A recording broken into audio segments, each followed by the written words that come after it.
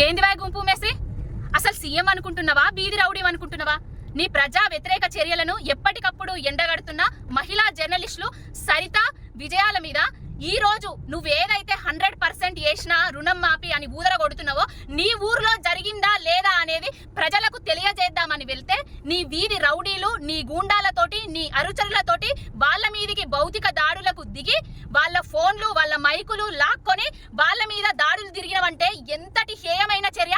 అంటే ప్రశ్నించే గొంతునన్నో ప్రజా పరిపాలన అన్నో ప్రశ్నిస్తే తట్టుకోలేకుండా ఉండి నీ అనుచరులతోటి నీ గూండాలతోటి దాడులు చేపిస్తున్నావు. ఎవరైనా ప్రశ్నిస్తే వాళ్ళ మీద కేసులు చేస్తున్నావు. అసలు ఇది తెలంగాణ అనుకుంటున్నావా, నీ అయ్య జాగిర్ అనుకుంటున్నావా, ఏమనుకుంటున్నావా? అసలు పాకిస్తాన్ లో ఉన్నదా ఏమన్నా? కొండారెడ్డి పల్లె తెలంగాణలో ఉన్నది కదా. ప్రశ్నించే హక్కు ప్రతి ఒక్కరికి ఉంటది కదా. ప్రశ్నిస్తే ఎందుకు తట్టుకోలేకపోతున్నావు? ఎక్కడున్నారయ్యా జర్నలిస్టు సంఘాలు? ఎక్కడున్నావమ్మా మహిళా కమిషన్ అమ్మా?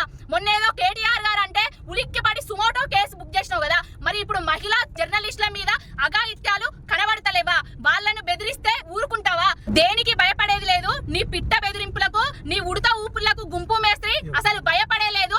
ఎప్పటికప్పుడు నీ ప్రజా వ్యతిరేకత చర్యలను ఎండగడుతూనే ఉంటాము. గుంపు మేస్త్రి బేషరతుగా క్షమాపణ చెప్పాలి మహిళా సోదరిమణులకు.